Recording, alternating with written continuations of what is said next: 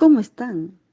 Espero todos estemos bien, pidiendo a Dios salud ante todo y el bienestar que necesitamos para hacer un mundo mejor, un mundo más humano, pero sobre todo solidario, donde el ser humano sea el eje central de todo objetivo de la sociedad. Efectos económicos y sociales a las políticas públicas aplicadas en países de frágil institucionalidad. Mientras que la centralidad del régimen político permite una aproximación más precisa a los problemas de consistencia y persistencia de la democracia, la función gubernamental permite dimensionar la capacidad estructural del Estado para producir los cambios que la sociedad le reclama. Abordar la política de las políticas públicas significa aproximarse a los principios y a las dinámicas que rigen la relación entre la esfera política y la acción pública, es decir, la esfera en que se funda el régimen político y el dominio en que se desenvuelven las políticas públicas. Una cuestión emerge para marcar la trayectoria de la discusión. ¿Los regímenes políticos determinan las políticas públicas? Y más precisamente, los distintos tipos de régimen políticos implican una especificidad de los procesos de estructuración de las políticas públicas. Una observación desprevenida de las especificidades en la estructuración de las políticas en países como Bolivia, Ecuador, Colombia, Perú o Venezuela revela como rasgo característico la resistencia institucional a la planeación y a la evaluación de políticas públicas. La desconexión entre los procesos de planeación y los de presupuestación, la existencia de rígidos sistemas de control que obstaculizan la acción del aparato gubernamental. La excesiva concentración del poder y la usurpación de funciones en unas determinadas entidades y organismos públicos. También la inestabilidad de los altos cargos ministeriales, que se expresa en una inestabilidad de las políticas públicas. Cada vez que cambia un ministro, cambian las políticas. Y finalmente, la tendencia a elaborar las agendas públicas en función de los deseos de quien gobierna, todo en el contexto de una precaria política evidente y una informalidad institucional degeneralizada. La evidencia plantea un desafío mayor: ¿cómo abordar la relación entre un régimen político cuyas dinámicas están definidas por la precariedad política y una acción pública que está presidida por la informalidad de las instituciones?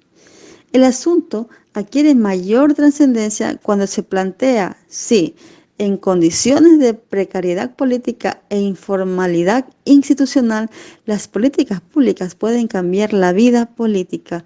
Existe una marcada diferencia en los procesos de estructuración de las políticas públicas entre los países con sólidas estructuras políticas e instituciones rígidas por la formalidad y los países con estructuras frágiles e institucionales.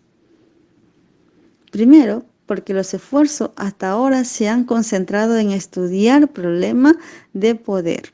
Y segundo, porque en todos los casos se parte de suponer que el Estado cubre todo territorio y tiene capacidad para actuar en él, y que su legitimidad es tan fuerte que ella misma tiene la fuerza para hacer valer un mínimo de reglas de juegos políticos e institucional.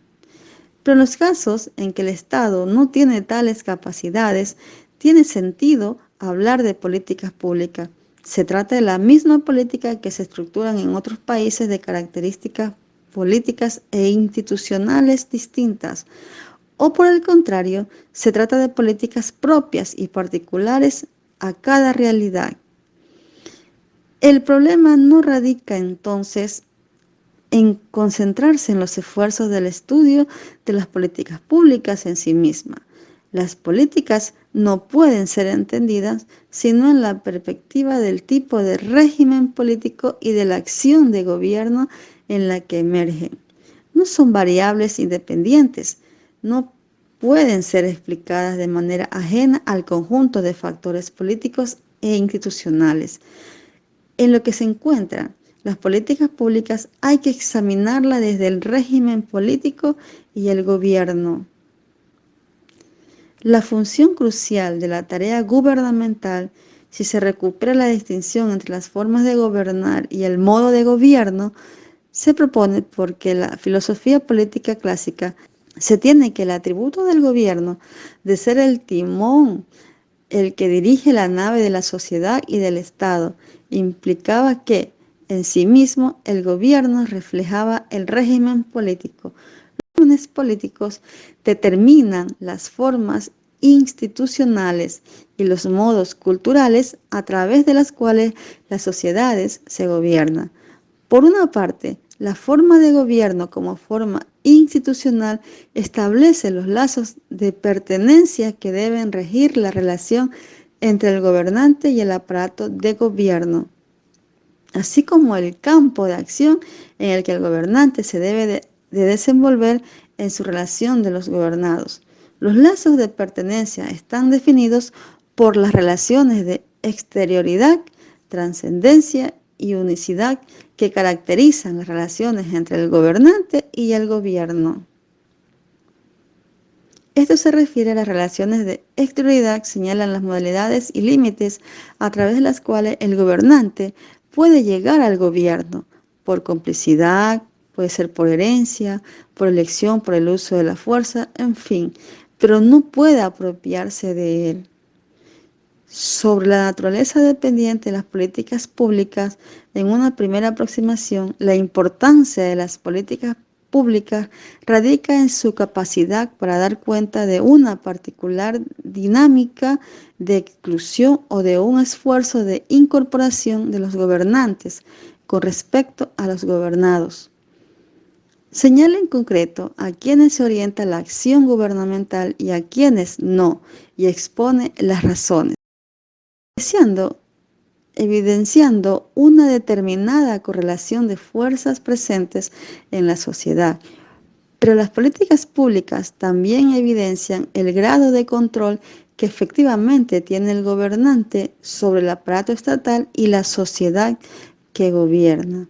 Basta considerar que la definición y puesta en marcha de una decisión y su posterior conversión en política pública requiere de la aplicación en una determinada intensidad de los recursos internos y externos de coerción o de consenso para lograr penetrar al aparato gubernamental. Las políticas públicas en países de frágil institucionalización están en un primer momento sobredeterminadas por la voluntad y la intención particular de aquellos que están frente a las instituciones públicas, pero posteriormente son sometidas a complejos procesos de negociación de intereses internos y externos al gobierno. En la medida que la negociación va filtrando el aparato gubernamental, las intermediaciones de intereses privados se multiplican en un escenario cada vez más conflictivo y fragmentado. La acción de los agentes gubernamentales y las rutinas organizacionales dejan de cumplir con su papel de filtro purificador en el proceso. El proceso de elaboración de la agenda de gobierno, que antes estaba regido por un proceso secuencial y sistemático, comienza a quedar sujeto de una serie de negociaciones que marca los primeros límites a la acción del gobernante y su equipo de gobierno. La agenda de gobierno, lejos de señalar el camino a seguir, pone evidencia la correlación a las fuerzas presentes al interior y exterior del gobierno.